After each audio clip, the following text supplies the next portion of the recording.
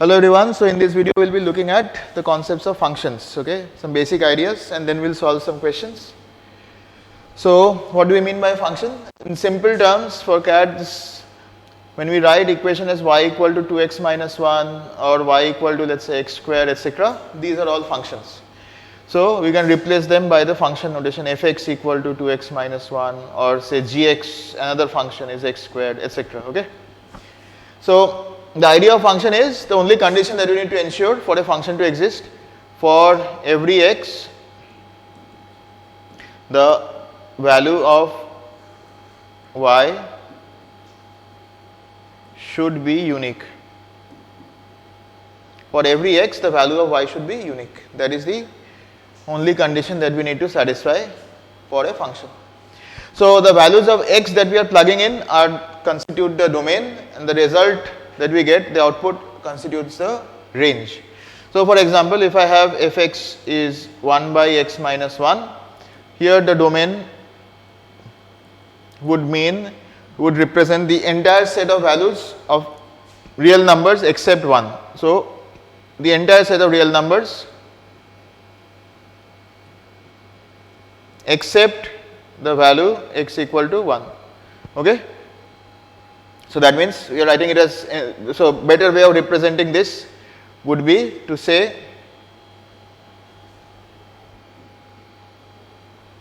that x is less than 1 greater than negative infinity, or x is less than infinity greater than 1. So that means x equal to 1 has been left out. The range of values here 1 divided by something, so that can take any possible value. Okay. The only thing that y cannot be is, for the range, is y cannot be 0, because 1 divided by any variable can never become 0 unless the variable is large enough. So infinitely large, then it tends to 0, but it does not ever become 0. So how do you find out the range actually for different functions? A very simple way is to find the range, figure out the inverse function and then find out the domain. So what do we mean by inverse function?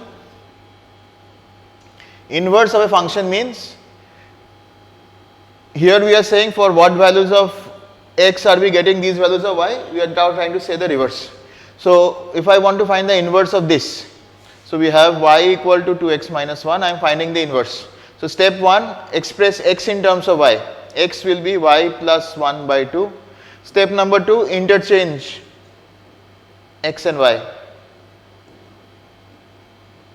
So that would give you y equal to x plus 1 by 2. So we have got the inverse function. If this was fx, so we will write f inverse x as x plus 1 by 2. Now, in the same way, if I want to do it for this, so y is 1 over x minus 1. So x minus 1 is 1 by y. So x would be this plus 1, so that is y plus 1 divided by y. Interchanging x and y, so the f inverse becomes x plus 1 over x. What is the domain?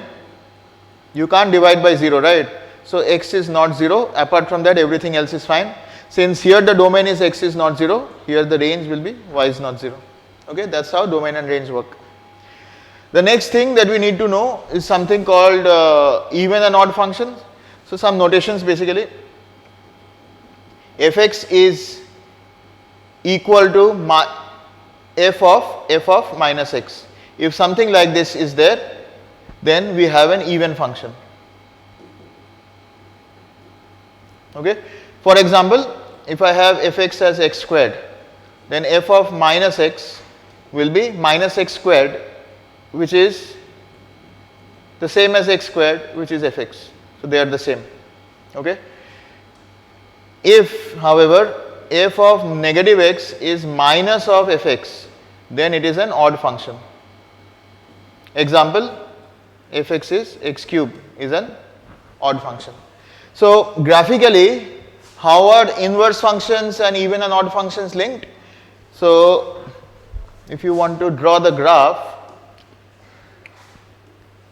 so let's graphically represent inverse even and odd functions.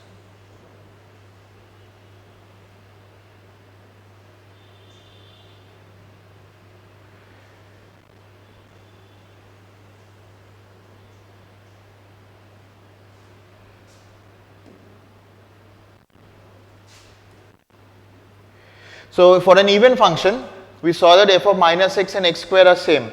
So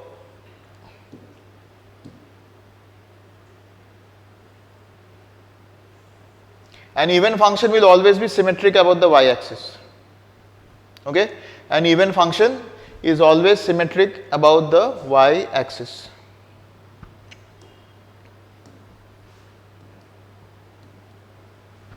That's an even function. Another example of even function is mod x that we have already discussed once, symmetric about the y-axis. Odd functions are symmetric about the origin. So if it is like this, so this is how a odd function will look like. It is symmetric about this point, origin. Okay. What's an inverse function like? So if your function is like this, the inverse function is the reflection of this function about the line y equal to x. You reflect the original function fx about the line y equal to x, you get the function f inverse x. Okay. So these are the three representations in terms of graphs of functions. Let us look at some questions. So fx is a function which satisfies fxy equals fxy. Okay, fx times fy equals f of x times y. Now they are saying f of 2 is 4, they are asking what is the value of f of 1 by 2. Observe that 2 and half multiply to give you 1. Okay, we have a multiplicative inverse here. So here in this function, if I put x equal to 1, y equal to 1, what do we get? F of 1 times f of 1 equals f of 1. Clearly from here, f of 1 is either 0 or 1. Now f of 1 cannot be 0 for obvious reasons. What? If I say f of 1 is 0, then f of 2 could have been written as f of 1 times 2, as f of 1 times f of 2, and that would again become 0. But f of 2 is 4, that means this is not happening, implying this could not have been 0. So we know f of 1 is 1. So now using this now as x and y, so f of 2 times f of half is f of 2 times half. So that means f of 2 is 4 times f of half is f of 1, which we know is 1. So that means 4 times f of half is 1. So f of 1 over 2 is 1 over 4. So that's the answer, second option. So this was a CAT question. Let's go to the next one. So here it's a function which has not clearly been defined, but it is expressed as a form of itself. So f of n plus 1 is given as in terms of fn and so on, okay, with conditions. So f of f1 is given, f1x is 0. So just to make things simpler, I'll just drop this x thing, I'll just write f1 as 0, okay. This is not f of 1, but f1 of x. I'm just dropping that x every time. So now, to find f2, so I'll have to put n as 1, which is not a multiple of 3, means we are going here. So f2 will be f1 minus 1. Next, I am putting n as 1 here. Next, I will put n as 2. That will give us f3 to be f2 minus 1 again. So that will be minus 2. Next, I will put n as 3. This becomes a multiple of 3. So then f4 will become f3 that we have already calculated plus 1. So it will come back to minus 1. So now we identify the pattern that it will become negative 1 2 times and positive 1 once, because in every set of 3 numbers we will get only one multiple of 3. So the sequence goes like this: 0, minus 1, minus 2, then plus 1. So minus 1, minus 2. So minus 2 now becomes plus 1, and then again minus 1, again minus 1, then again plus 1, then minus 1, minus 1, and it goes on. Okay. So they are saying find f40. This is f1. So f1, 2, 3, 4, 5, 6, 7, 8, 9, and so on. So from f1 if I go to f4, then from f4 if I go to f7, whenever I am going gap of 3, my effectively the value is reducing by 1. So when I am going f of 40, so from f1 to f40, so basically there is a gap of 39, right? So when I am going by a gap of 3 ones, 1 reduction. When I am going a gap of 6, reduction is 2. When I am going a gap of 39, the reduction would be 13, because 39 divided by 3 will be 13. So this would be minus 13. Okay. Or we can say that out of 39 changes, 26 of them will be reductions and 13 of them will be additions. So essentially it is minus 26 plus 13, so minus 13. Okay. So that is the answer for this question. I hope this was clear. Thanks for watching.